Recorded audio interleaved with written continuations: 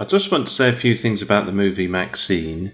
This is an A24 movie starring Mia Goth. I had already seen the other movies in this series before, which are X and Pearl. I couldn't really remember how the other two films connected to this one when I started watching it, but then I sort of figured it all out during the movie. All three movies are quite different. I mean, this one is set in the 1980s. It's very stylish, this film. It's well edited. So it's edited by the director Ty West, and that should be noted. Mia Goth is excellent, as usual. It's a good all-round cast. It's a very good production all-round. You know, there's been a big 1980s nostalgia aesthetic going around in movies for quite a long time now. Almost to the point where you get a bit fed up with it. I mean, even this Deadpool trailer that I've talked about, which again I had to watch before this film started. We've seen it in so many films. You know, Wonder Woman, 1984, there was this Minions, Despicable Me movie that I saw that was sort of almost ramming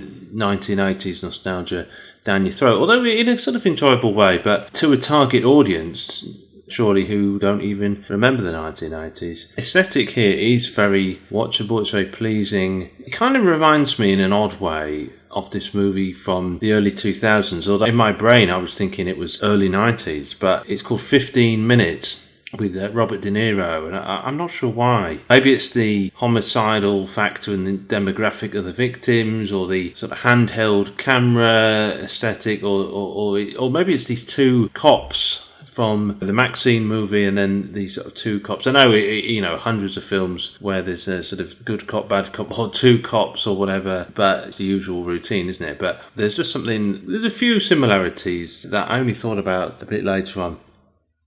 I also just want to mention that recently I did a video, I think it might have been blocked in some way. It's about sort of teenage girl slasher movies, and you know, Pearl film is sort of in that category. And this movie, again, you just got like a female character who takes justice into her own hands, and you might enjoy that.